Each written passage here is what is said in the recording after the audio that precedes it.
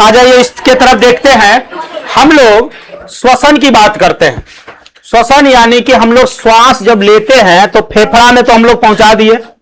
अंतिम था वायु कोष्ठ, सबसे अंतिम था वायु कोष्ठ, वहीं पर जाता है उसका अंतिम कारण। और उसके बाद फिर कहां जाता है ये भी हम आपको बताएंगे अभी। तो अंतिम तक जहां पहुंचाना था पहुंचा दिया, और जो अंगों से गुजर करके हमारा श्वसन क्रिया कंप्लीट होता है, पहुंचता है फेफड़ा में, वहां तक हमने सभी सारे के सारे श्वसन अंग हम लोग जान गए। अब जो है दो क्रिया होता है, एक होता है प्रश्वास, एक होता है और एक होता है उच्छ्वास। प्रश्वास और एक होता है उच्छ्वास। तो प्रश्वास में क्या होता है, हम लोग श्वसन करते हैं यानी कि अंदर खींचते हैं, फेफड़ा में पहुंचाते हैं, फेफड़ा में भरते हैं। ठीक है, तो फेफड़ा में जब भरते हैं तो सीना फूल जाता है, और जिससे पसली क्या होता है, फैलने लगता है। और उस पसली को फैलने में उसमें एक डायफ्राम भी होता है, जैसा कि आप लोग यहां देख रहे हैं, जो पीले रंग का है, पीले रंग का है ना, ये जो पीले रंग का है इसको बोलते हैं डायफ्राम। तो डायफ्राम भी चिपकता है, पचकता है। जब फूलता है तो उसके पास में जो भी रहता है, जैसे कि कल हम लोग देख रहे थे, देखिए हमको से बोला गया कि उतना ही तक बताए थे, तुम करियो। बताइए हमारा जो फेफड़ा है कहां रहता है?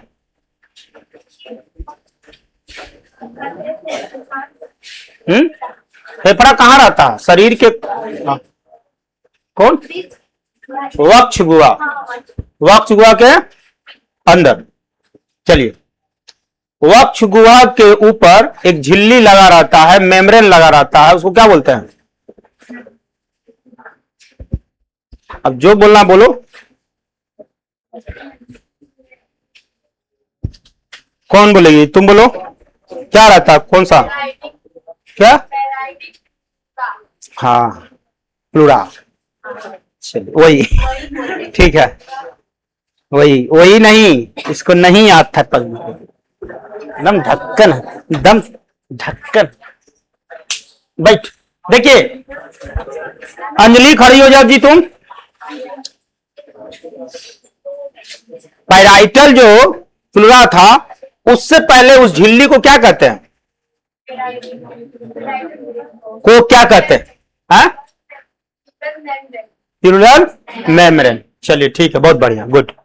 ऐसा ही तुम याद करके एक बार में तुम सटीक जवाब दीजिए कि लगे कि हाँ बच्चा घर पे मेहनत कर रहा है। अब मेहनत क्या, आधा मेहनत तो यहीं करवा देते हैं, 5 बार 10 बार जितना बार होता बोलते हैं, समझाते हैं, ध्यान नहीं देगा तो फिर उसके बाद घरे का यहां समझ ही नहीं रहता, घरे जाए कुछ करेगा, घरे तो और नहीं समझ में आएगा। तो वक्ष गुहा में रहता है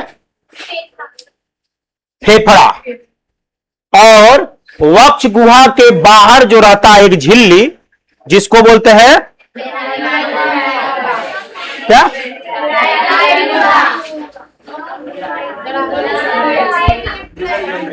क्या नाम रहता है जी?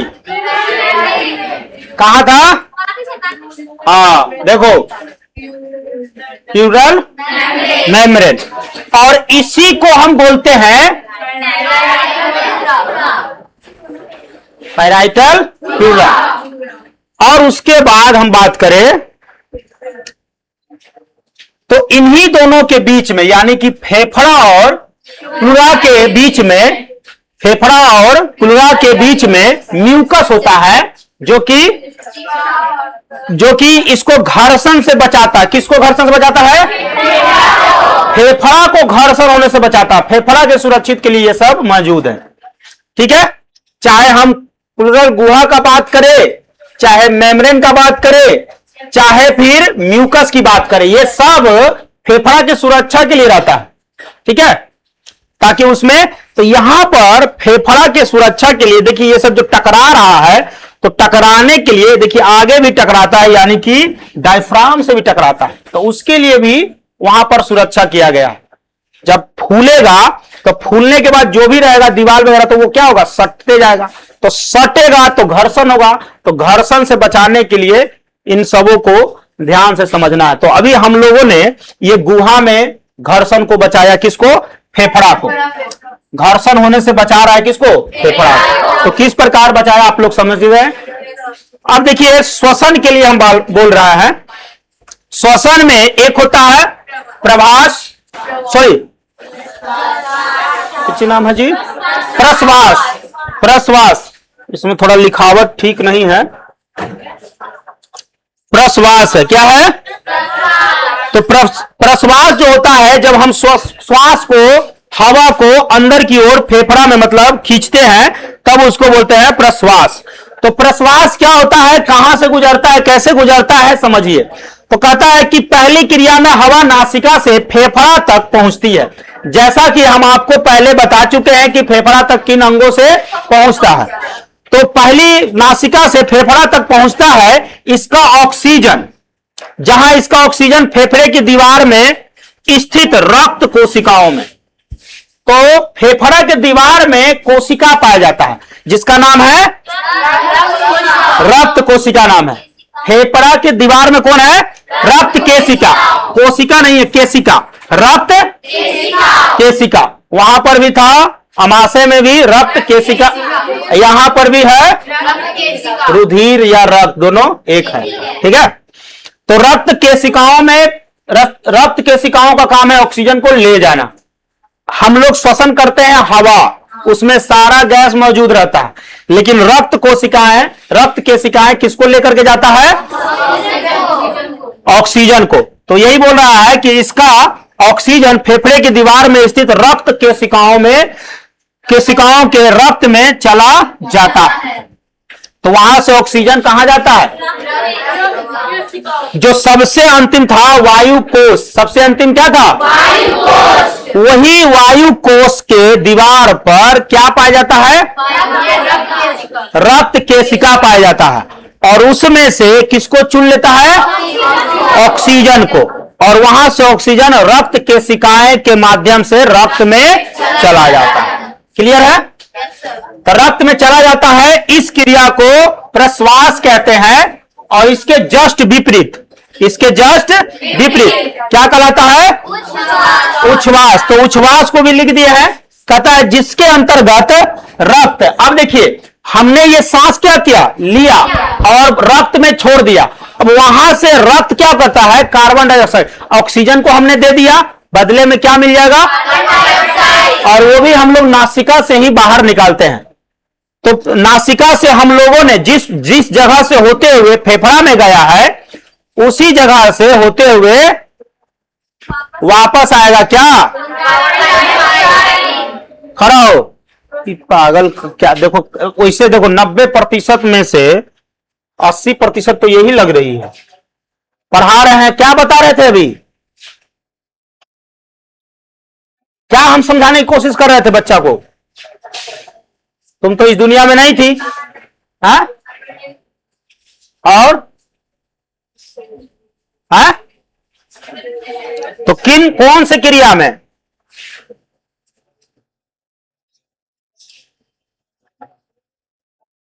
बताइए, क्या करोगे रे? पढ़ाई लिखाई छोड़ के तो उधर बतिया रही हो, ओकरो मुंह में कनवा में ठुसले अपना बात। कहते ना कि समझा रहे हैं, 80% यहीं समझ जाओगे, 20% घर है। तो कहां से 80% यहां समझ ही नहीं रही, अब 20% तुमको लगता है घरे जाकर समझ जाओगे?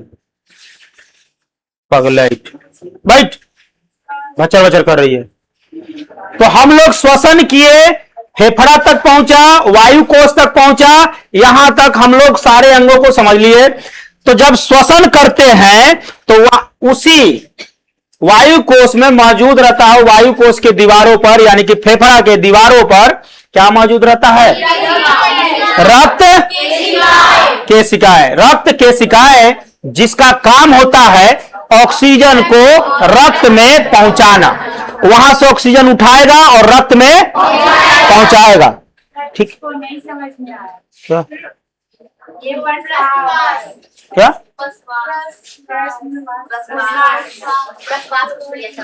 चलिए, कौन समझ गया प्रश्वास?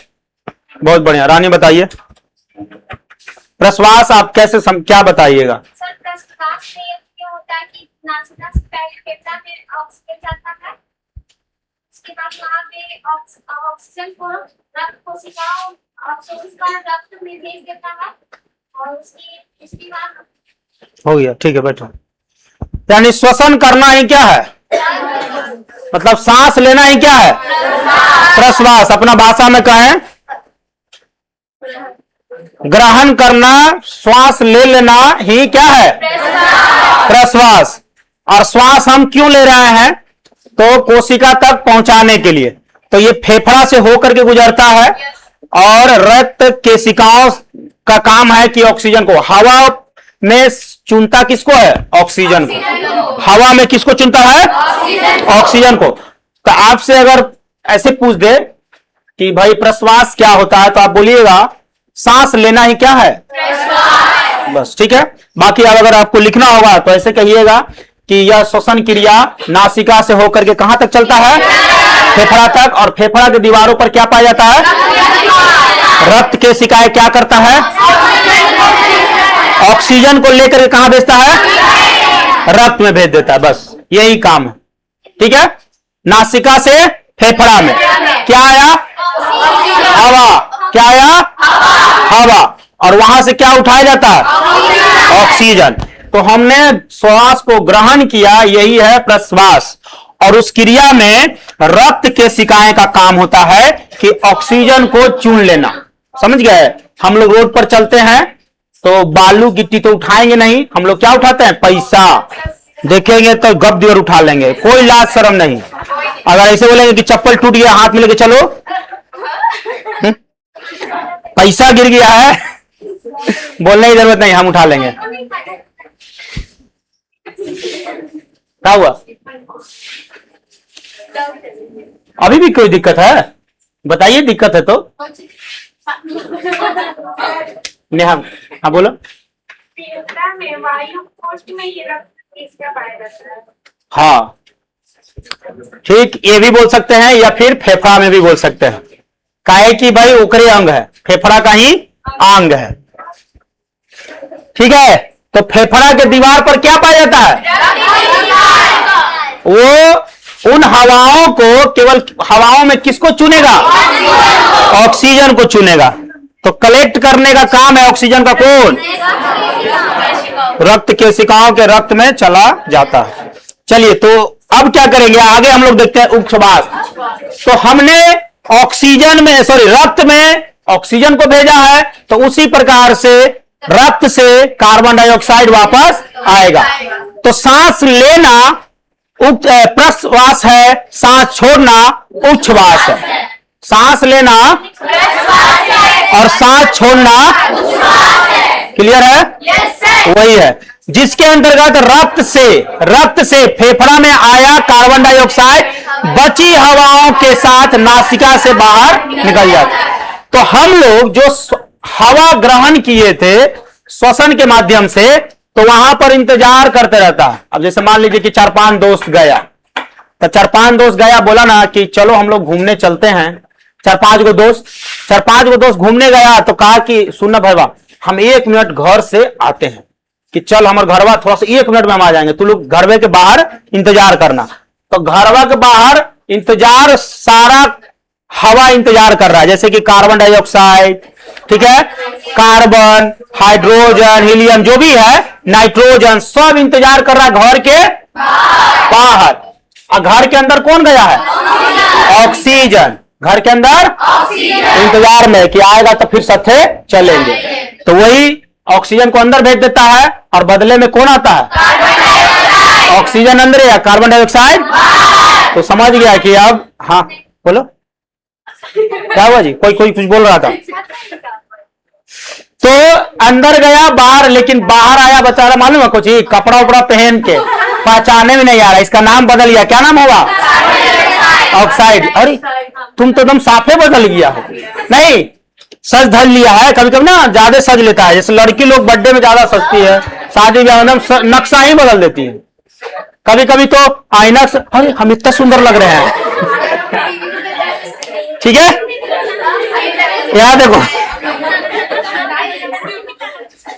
अब पत्नी का बात बोले तो पत्नी लोग ऐसे पूछेगी, पहले तो 3-4 बार ऐसे घूम लेती है सामने से, तो हम तो जान रहे हैं कि सज धज के आई, हमको बोलना है कि बहुत अच्छी लग रही हो, लेकिन हम चुप है, ऐसे घूम रही है। अब देखे कि अब नहीं बोल रहे हैं तो बैठ गई ऐसे, बोले बताइए कैसे लग रहा है। अब बताइए हमको बोलना है हाँ ही, खराब तो बोलेंगे नहीं, खराब बोलेंगे तो अलग भाई कुछ हो आप नहीं बात समझते हैं, सुनते नहीं है, ये हो चालू हो जाए, तो हम बोल देते हैं हाँ ठीक लग रही हो, ठीक है लग रहा है खाली वो में ज्यादा चाहिए। तो लड़की लोग को थोड़ा सा देखते हैं चाल ढाल से कि क्या बतलाना चाहती है। अब बताओ टेंशन हो जाता है, कभी कभी तो पता नहीं रहता है कि कौची करवा के आई है, अब बाल ऐसे से भुलजा रही है, अब पता चलेगा कि बालवा तो हम देख रहे वही है, सेम टू सेम है, हल्का सा कटवैले है, तो पता नहीं चले, वो टेंशन है। तो बोलना पड़ेगा, इशारा देखेंगे कौची कर रही है वो, तो इशारे अच्छा बाल, ओ लगता है बाल, लगता है तुम बाल बहुत अच्छा लग रहा बलवा, तब अरे वाह समझ गए, हाँ अच्छा लग रहा है ऐसे। हाँ आईब्रो तो खैर कुछ एडिट कर देंगे तो कुछ चीजें जो है दिखाना पड़ता है। तो यहाँ पर जो है लड़का सज धज के आता है, लेकिन वो बदल जाता है किसमें, तो दोस्त रहता है पहले से 4-5 गो, जो कि अन्य हवा रहता है, अन्य गैस के साथ रहता है। तो अन्य गैस के साथ भी हम लोग के शरीर से क्या करते हैं बाहर, तो जैसे नासिका से हम लोग ग्रहण करते हैं सब लोगों के साथ, वैसे ही सब लोगों के साथ छोड़ते हैं बाहर। लेकिन ध्यान रखिएगा जरूरी नहीं है कि उसमें ऑक्सीजन नहीं रहेगा, रह भी सकता ऑक्सीजन। क्यों? क्योंकि भाई उतना ही ऑक्सीजन लेगा नहीं। अब हम आपको बोले कि चलो भाई जितना सामान हाथ में उठ रहा उतना लूट लो, तो उतने में लूटेगा, कल लगा कि टड़का बुलवा लेगा, तो वो जितना एक बार में श्वसन क्रिया ऑक्सीजन की जरूरत है उतना ले लेगा, अब बाकी वहीं पर ही छोड़ देगा, फिर अगला बार में पहले बाहर निकालेगा फिर ग्रहण करेगा। हाँ श्वसन हम मुख द्वारा भी करते हैं, खाना खाते समय भी करते हैं, खाना खाते समय भी, पानी पीते समय भी श्वसन की क्रिया होता है, उसी समय तो सड़क उड़क जाते हैं। पता चलेगा कि केवल हमारे क्या बोलते हैं फेफड़ा में केवल क्या जाना चाहिए, पानी, ऑक्सीजन मतलब हवा, हवा के अलावा पानी भी जाएगा। देखिए पानी पीते पीते भी सड़क जाता आदमी, पूरा पानी खखोर देगा बाहर, तो पानी भी मना रहता है, केवल क्या जाएगा हवा। तो हम लोग श्वसन करते हैं तो मुख से श्वसन करते हैं, पानी के साथ श्वसन पेट में जाता है, पानी के साथ श्वसन कहां जाएगा, खाना के साथ साथ भोजन के साथ साथ हवा पेट में भी जाता। तो पेट में वही कभी कभी गैस उस बनाता है ना जी, ढकार उकार लेते हैं हम लोग, खाना खाने के बाद एकदम यह मारेगा हुमच के। लड़का लोग हम लोग थोड़ा सा ज्यादा हुमच के मारते हैं, लड़की लोग तो एकदम ढकार ऐसे मारे जैसे कि बाप रे बाप अलग है। उन लोग का अलग स्टाइल होता है हर चीज में। हम लोग छींक मारेंगे तो तू 4 दुनिया सुन लेगा, उन लोग छींक मारेंगे ऐसे पता नहीं चलेगा, बगैर का पता नहीं चला, अरे तू छींका है।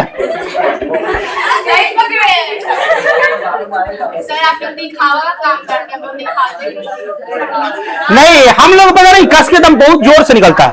चलिए तो समझ गए, सांस लेना क्या कहलाता है, प्रश्वास, और सांस छोड़ना, ये दोनों क्रिया होता है श्वसन क्रिया में। ये दोनों को मिला करके हम लोग कहते हैं, दोनों को मिला करके कहते हैं श्वासोच्छ्वास। क्या बोलते हैं, श्वासोच्छ्वास,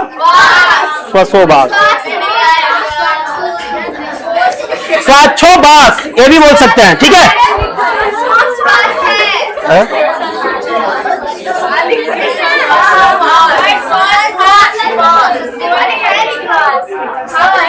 हाँ क्या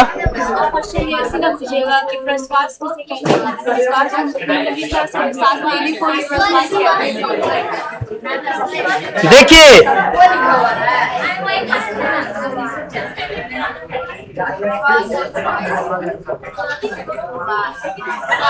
दिखाई दे रहा है स्वाछो। तो देखिए उच्छ्वास, ये सवाल 1 नंबर का भी हो सकता है या फिर 2 नंबर का भी हो सकता है। श्वसन की 2 अवस्थाएं प्रश्वास उच्छ्वास मिल करके जब दोनों मिल जाता है तो यानी कि श्वास लेना और श्वास छोड़ना दोनों को, तो श्वास लेना और छोड़ना या नहीं बोलना है, प्रश्वास और दोनों को मिलकर के बोलते हैं श्वासोवास, श्वासोवास बोलते हैं। तो दोनों मिल जाता है तो उसको बोलते हैं श्वासोवास, श्वासोवास। अब देखिए उसी क्रिया को यहां पर समझाया गया, एक है क्या बोलते हैं उसको, प्रश्वास, और एक है उच्छ्वास। तो ये दोनों को बताया गया, तो ये पूरी क्रिया कंप्लीट होगा तब ये कहलाएगा श्वासोवास। क्या कहलाएगा? श्वासोवास।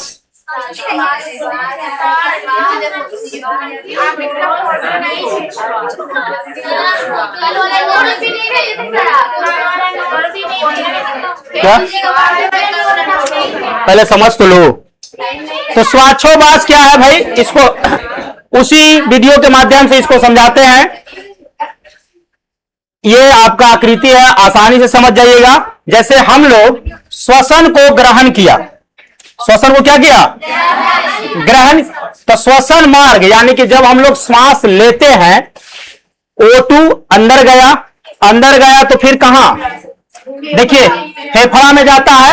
अब फेफड़ा के दीवार पर जो रक्त रहता है, तो रक्त में सब रक्त के अंदर भी पाया जाता है, जिसको हीमोग्लोबिन बोलते हैं। क्या बोलते हैं? अभी हम लोग इसके बारे में डिटेल में भी जानने वाले हैं। अभी फिलहाल हल्का फुल्का ये हम श्वासोवास को समझा रहे हैं, इसीलिए यहां पर हीमोग्लोबिन का भी हम जिक्र नहीं किए। यहां लिखा है, लेकिन जब डिटेल में और समझाएंगे तो वहां पर आपका हीमोग्लोबिन शब्द का यूज हो जाएगा। हीमोग्लोबिन कहां पाया जाता है और उसका काम क्या होता है।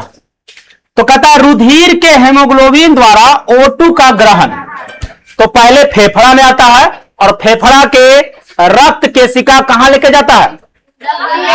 रक्त केशिकाएं कहां लेके जाता है? रक्त में। और रक्त में जो रहता है वो कौन पाया जाता है? रुधिर के हीमोग्लोबिन। तो रुधिर मतलब कि रक्त में ही क्या पाया जाता है? तो हीमोग्लोबिन का काम होता है ऑक्सीजन को उठा करके लेके जाना। और हीमोग्लोबिन कहां लेके जाएगा? वही कोशिका में जहां पर ग्लूकोज मौजूद है, मौजूद रहता है ना ग्लूकोज। तो खाना, तो देखिए ये ग्रहण कर लिया हीमोग्लोबिन और O2 को ग्रहण करके लेके जाता है। रुधिर द्वारा O2 का परिवहन, तो रुधिर क्या करता है? परिवहन घुमाता है कि चल भाई तो हर ई घर में तोरा उतरेला है, वो घर में उतरे लगे। तो जितना ज्यादा बड़ा ट्रेवल भी हो सकता है। अब मान लीजिए कि सांस ले लिया और पैर तक जाना है, तो ट्रेवल थोड़ा ज्यादा रहेगा। नहीं, आप कोई बगले में उतरना था, ले 10 रुपया में हो जाएगा, नहीं तो फिर ज्यादा पैसा लग जाएगा। तो यहां देखिए रुधिर द्वारा O2 का परिवहन, मतलब कि रुधिर O2 को लेकर के घूमता है। O2 का कोशिकाओं में प्रसारण, तो कोशिकाओं में क्या करता है? उसको छोड़ दिया जाता है, डाल दिया जाता है। और जैसे ही प्रसारण कर देता था, बदले में क्या ले लेता है? CO2 ले लेगा। तो जैसे ही उसको देगा, बदले में क्या लेगा? अब देखिए O2 का कोशिकाओं में प्रसारण यानी कि उत्तक या कोशिका, तो ग्लूकोज का क्या होता है? ऑक्सीकरण जैसे ही होगा, बदले में क्या मिल जाएगा? Carbon dioxide. ये ऑक्सीकरण शुरुआत में ही बताया जा रहा था आप लोग को। तो कोशिका में छोड़ देता है, वहां पर ग्लूकोज के साथ ऑक्सीकरण होता है। ऑक्सीकरण में उसका निर्माण हो जाता है CO2।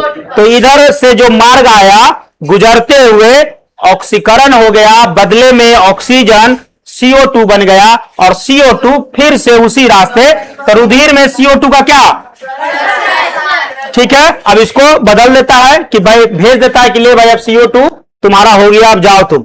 अब उसके बाद रुधिर में फिर यहां घूमेगा, यानी कि जहां से बेचारा ऑटो रोका हुआ था पलही से, ऑटो कि भाई जाओ थोड़ा देर में आओ, क्या ज्यादा देर लगता नहीं है, चालू करके रखा होगा, बंद नहीं किया होगा।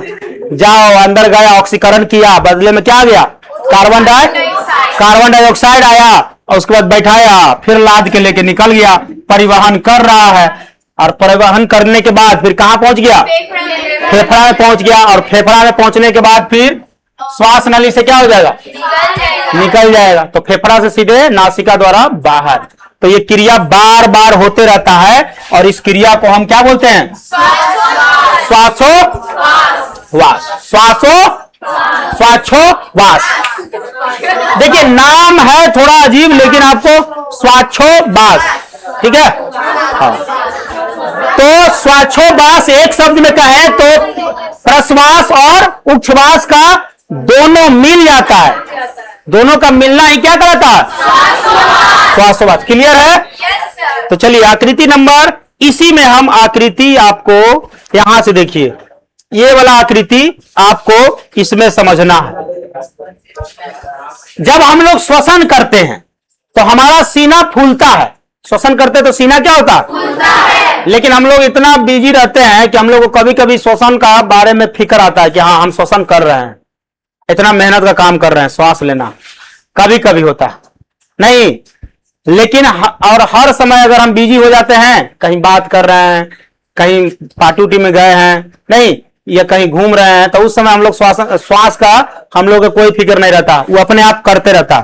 तो उस समय क्या क्या होता है उनको समझिए। तो कहता है कि 3 संरचनाएं सम्मिलित रूप से कार्य करती हैं। 3 संरचनाएं। जब हम लोग श्वास भरते हैं, छोड़ने का यहां पर बात नहीं हो रहा, भरने का बात हो रहा। जब हम लोग हवा को अंदर खींचते हैं तो कहता है सीने में 12 जोड़ी पसलियां होती। पहले तो 12 जोड़ी क्या होता? पसली। पसली आप लोग जानते हैं ना, कभी कभी मारता तो कहता है पसली तोड़ दिया है, कहा नहीं। तो पसली जो होता है 12 जोड़ी होता है, यानी कि कुल 24।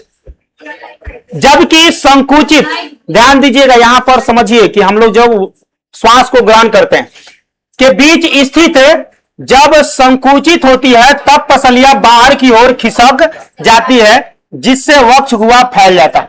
जब हम श्वसन करेंगे तो श्वसन करेंगे तो पेशी क्या होता है? पेशी। जैसे कि जो हम लोग मांस उस बोलते हैं ना, तो पेशी जब श्वसन करेगा तो कहां टकराएगा जाकर के? पेशी में। अब पेशी मान लीजिए क्या बोलते हैं उसको ना, अभी मान लो कि झोला है, ठीक है। अब झोला देखिए कितना मोटा है ना। अब इसको हम क्या करेंगे, इसको दबाएंगे तो और पतला हो जाएगा। तो ये क्या हो रहा? संकुचन। इसको क्या बोलते हैं? जब हम लोग सांस लिए तो फेफड़ा तो फैल रहा है, फेफड़ा जब फैल रहा है तो उसमें जो मांस होगा, जिसको बोलते हैं पेशियां, जो पेशियां होगा उसके फैलने से पेशियां क्या होगा? धस जाएगा, सिकुड़ जाएगा। तो यही कह रहा है कि सीने की 12 जोड़ियां पसलियों के बीच में पेशियां स्थित रहता है। तो पहले पेशियां और उसके बाद फिर क्या रहता है? पसलियां रहता। पेशियां उसके बाद तो हम लोग श्वसन किए तो किसको दबाव देगा? पेशिया को। फिर पेशिया किसको दबाव देगा? अब 4 आदमी यहां पर लाइन में लगा हुआ है, एगो धक्का मारा तो हमको धक्का मारा तो हम भी तो पीछे वाला को धक्का मारेंगे। ऐसा थोड़े कि हमारा पता है कि धक्का मारा तो हम अपने दम नहीं, बाहुबली का सॉन्ग थोड़े बज रहा है कि आप आगे नहीं खसकेंगे। तो तू भी घसकेगा तो इसको भी घसकना पड़ेगा। तो पेशिया घसकेगा, पेशिया क्या होगा? सिकुड़न होता है। पेशिया में क्या होता है? तो पेशिया में सिकुड़न होगा, तो सिकुड़न मतलब कि उसको धकेल रहा है, धकेल रहा है तो बीच में क्या आ जाएगा? पसलियां। पसलियां आ गया तो ओकरो ढकेल रहा है, तो पसलियां बाहर की ओर खिसक जाती है, जिससे वक्ष गुहा फैल जाता है। और वक्ष गुहा क्या होता है? फैल जाता है, ठीक है। वक्ष गुहा फैल जाता है। तो कहने का मतलब है कि 12 जोड़ी पसलियां हैं, उससे पहले सुरक्षा के लिए क्या है? पेशियां। पेशियां और वक्ष गुहा तो आपको हम बता ही दिए थे कि वक्ष गुहा जो होता है उसके ऊपर भी कवर लगा हुआ है, उसके ऊपर भी झिल्ली है। तो झिल्ली देख लीजिए। अब देखिए कितना वो पूरा एकदम सिक्योरिटी गार्ड की तरह एकदम पूरा बढ़िया से बना हुआ। पहले झिल्ली और उसके बाद वक्ष गुहा, फिर उसके बाद म्यूकस, नहीं, फिर उसके बाद आता है फेफड़ा आया। देखिए फेफड़ा तो आया, फेफड़ा से पहले क्या आ गया? सॉरी, पसलियां। पसलियां, पसलियां के बाद क्या है? पेशियां। तब जाकर के फेफड़ा की बारी है, समझ रहे हैं? तब ना बहुत कस के चक्कू मारे पड़ता, तब मरता आदमी। ना बोलता सीना में, ना बोलता पीठ पीछे तो कोई भी मार सकता है, दम है तो सीना में खंजर मार के देखो। अरे हम अपने आप को नहीं बोल रहे हैं, तुम डायलॉग है इधर देखो। तो समझ गए कि फैलता कैसे है? फैल कैसे रहा है? फेफड़ा के ऊपर क्या है? पेशियां, और पेशियां के ऊपर पसलियां। तो फेफड़ा फैलेगा तो कौन फैलेगा? पेशियां सिकुड़ेगा, पेशियां क्या होगा? धक्का देगा तो सिकुड़ेगा, और सिकुड़ेगा तो फिर आगे क्या है? पसलियां, उसको भी धक्का देगा, और धक्का देगा तो मतलब कि फैलने लगेगा। ठीक है, बैलून जान रहे हैं ना? बैलून मान लीजिए ऐसे पकड़े हुए हैं, अब बैलून अंदर से फूलने लगा, तो फूलने लगा तो हाथ क्या होगा? फैलेगा। तो वही फैल रहा है, सेम टू सेम। ठीक है,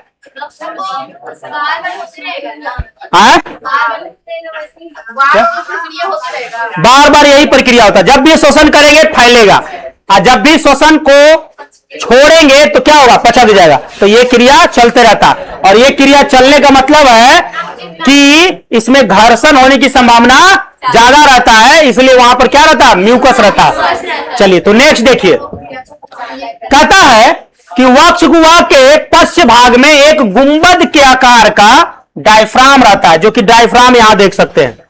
ये भाग जो अभी हम कुछ देर पहले बताए थे, ये जो है पीला रंग का, क्या है जी? पीला रंग का है ना? क्या है जी? यहां से देख लीजिए, पीला रंग का ये पीला वाला भाग को हम डायफ्राम बोलते हैं। इस पीले वाले भाग को क्या बोलते हैं? अब देखिए, ये पसलियां ऐसे फूल रहा है, सॉरी, ये फेफड़ा फूल रहा है, तो नहीं लग रहा है कि इस पर दबाव डालेगा। तो दबाव डालेगा तो डायफ्राम पर भी दबाव डालता है, समझे? क्या बोलते हैं? स्प्रिंग, स्प्रिंग देखे हैं, जिसको सॉकर भी बोलते हैं लोग। तो सॉकर पे दबाव पड़ा, और उसके बाद फिर सॉकर क्या करता है? छोड़ता है। तो सेम हमारा डायफ्राम भी सेम वही काम करता है। ये जब श्वास लेता है तो डायफ्राम क्या होता है? सिकुड़ता है, और जैसे ही सांस छोड़ेगा तो डायफ्राम भी क्या करता है? धक्का देता है। कि भाई, हवा को धक्का देने का काम कौन करता है? डायफ्राम। और ये डायफ्राम के वजह से ही हम लोग जीवित हैं। ये बहुत अनमोल चीज है, अंदर है लेकिन अनमोल चीज है। किसी किसी का स्पॉट डेड हो जाता है, मर जाता आदमी, उसका डायफ्राम टूटा, मर गया। डायफ्राम टूटा, मर गया। सांस तो ले लेगा, लेकिन सांस छोड़ने के लिए डायफ्राम को धक्का देना रहता है। अब डायफ्राम टूटा हुआ है, बोलेगा हमको उठाएगा तब ना हम धक्का देंगे, वो तो टूटा हुआ। अब बताइए, ये डायफ्राम कितना, आप 15 सेकंड में तो इसको जोड़ नहीं सकते हैं। डायफ्राम 15 सेकंड में जोड़ नहीं सकते हैं, तो इसलिए वहां पर क्या होता है? स्पॉट डेड हो जाता है। कोई कोई देखिएगा कि नीचे यहीं से गिरा, मर गया। कोई कोई 3 तल्ला पे से गिरता है। तो डायफ्राम की वजह से मरने का चांसेस ज्यादा होता है, क्योंकि आप श्वसन क्रिया कर ही नहीं पाते हैं। तो डायफ्राम हमारे शरीर में बहुत जरूरी है श्वसन क्रिया को कंप्लीट करने के लिए, क्योंकि यही श्वास को बाहर निकालता है। सांस को बाहर निकालने का काम कौन करता है? समझिए कि स्प्रिंग है, सॉकर है, नीचे धंसेगा और ऊपर फेंकेगा, और ऊपर जब तक ही नहीं फेंकेगा हम लोग सांस छोड़ ही नहीं सकते हैं, समझे? तो सांस छोड़ने के लिए डायफ्राम की जरूरत होती है। यहां देखिए, कहता है वक्ष गुहा के पश्च भाग में एक गुंबद के आकार का डायफ्राम होता है, जो वक्ष गुहा को उदर गुहा से जोड़ता है। तो जहां पर हमारा क्या बोलते हैं? फेफड़ा है, उसको बोलते हैं वक्ष गुहा, और जहां पर हमारा पेट है, पेट को हम बोलते हैं उदर गुहा। पेट जहां पर स्थित है वहां क्या बोलेंगे? उदर गुहा। और वक्ष गुहा फेफड़ा को बोलेंगे, फेफड़ा का जो एरिया है उसमें उदर गुहा। तो कहता है कि डायफ्राम, ये जो डायफ्राम है, ये डायफ्राम के नीचे हमारा पेट है, अमाशय है। यहीं से क्या निकलता है? अमाशय, यकृत, जो भी और है, छोटी आंत। तो ये पेट वाला जो एरिया है उदर गुहा कहलाएगा। क्या कहलाएगा? तो ये डायफ्राम 2 भागों में बॉर्डर है, समझिए। डायफ्राम के ऊपर वक्ष गुहा, डायफ्राम के नीचे उदर गुहा। ठीक है, तो कहता है डायफ्राम होता है जो वक्ष गुहा को उदर गुहा से अलग करता है। पसलियों में गति के साथ जो पसली क्या हुआ? बाहर निकल रहा है। पसली क्या हो रहा? बाहर निकल रहा है। तो पसली के सटे हुए क्या है? डायफ्राम। पसली से सटे हुए कौन है? डायफ्राम है। तो वही कहता है पसलियों में गति के साथ साथ डायफ्राम की पेशियों में भी संकुचन होता है। वो भी क्या होता है? फूला हुआ है तो उस पर दबाव पड़ता है, तो वो भी क्या होता है? सिकुड़ जाता है। और जैसे ही सांस छोड़ेगा भारी होता है तो फैल जाता है। फिर ऐसे स्थिति में आता, फिर ऐसे, ये बार बार ऊपर नीचे होते रहता है और उसी वजह से हम लोग श्वसन क्रिया बढ़िया से कर पाते हैं। तो संकुचन खाली पेशिया नहीं होता है, संकुचन कौन होता है? डायफ्राम भी होता है, और डायफ्राम के साथ साथ ये पेशिया तो हो ही गया हो। अब आगे देखिए, नेक्स्ट है, जिससे डायफ्राम कुछ नीचे दबकर चपटा हो जाता है, इससे वक्ष गुहा का आयतन बढ़ जाता है। आयतन समझते हैं ना? आयतन, आयतन का मतलब है कि घर में जितना हवा है, घर में जितना हवा है उसका बोतल में जितना पानी है, अब पानी खत्म हो गया तो हवा बच गया, ठीक है। तो कहा जाता है कि जैसे ही अगर मान लीजिए इसका आकार बढ़ेगा तो इसका आयतन नहीं बढ़ेगा जी। अरे इस बोतल का आयतन छोटा है तो उसका आयतन उतना ही है, अगर बोतल का साइज बढ़ा दिया जाए तो उसका आयतन भी क्या होगा? बढ़ जाएगा। तो साइज बढ़ेगा, आकृति बढ़ेगा तो आयतन भी क्या होगा? बढ़ जाएगा। तो जैसे ही ये फूलता है तो वक्ष गुहा का आयतन क्या होता है? बढ़ जाता है। चलिए नेक्स्ट लास्ट है, उदर गुहा की पेशियों के संकुचन से वक्ष गुहा में फैलाव आता है। उदर गुहा की पेशियों में संकुचन से वक्ष गुहा में, अब देखिए उदर गुहा क्या हुआ? संकुचन हो गया। अब जैसे सांस लिया तो सांस लिया, बताइए ये वाला जो था यहां पर, ये वाला जो है यहां पर, और ये यहां चलाएगा, देखिए ध्यान से, ये भाग यहां चलाया, यानी कि डायफ्राम कहां गया? इस एरिया में आ गया, तो इसका तो आयतन बढ़ गया, और नीचे वाला जो एरिया है उसका आयतन तो घट गया, क्योंकि उसका जगह ही छेक लिया। फिर उसके बाद ऊपर चल जाएगा तो इसका आयतन बढ़ जाएगा, उसका आयतन घट जाएगा। क्लियर है? तो यही यहां पर अंतिम तीसरा नंबर में बोलता है कि उदर गुहा की पेशियों का संकुचन से वक्ष गुहा फैलाव में आता है। वक्ष गुहा क्या होता है? फैलाव में आता है। तो कौन संकुचन होता है? संकुचन हो जाता है, और इसका क्या हो जाता है? फैलाव हो जाता है। अब यहां पर अंतिम है, ये क्या करता है? इस तरह वक्ष गुहा का आयतन बढ़ने से, किसका? वक्ष गुहा का आयतन बढ़ने से फेफड़ों का आयतन भी बढ़ जाता है। फेफड़ों का आयतन भी बढ़ जाता है। सारा तो फैल रहा है फेफड़े से, सारा कुछ फैल रहा है किससे? फेफड़ा फूला तो फेफड़ा का आयतन नहीं बढ़ा, फेफड़ा फिर उधर धकेल दिया तो उसका भी आयतन और बढ़ते जा रहा, बढ़ते जा रहा। तो सारा जिम्मेवारी कौन ले रहा है? फेफड़ा। फेफड़ा की वजह से तो कहता है वक्ष गुहा में बढ़ने से फेफड़ा का आयतन बढ़ जाता है और उनके भीतर स्थित वायु का दाब कम हो जाता है। अब बताइए इसमें हम जितना, मान लीजिए कि एक डब्बा, जानते हैं कि कभी कभी पाव भर का मिठाई है और हल्का रहता तो ओकरा में ऊपरी भी सरिया देता, नहीं मिठाई देखे हैं? तो मिठाई लाइन से सरियाते रहता है तो नीचे वाला पूरा लाइन से भर जाएगा तो कहां रख देता है?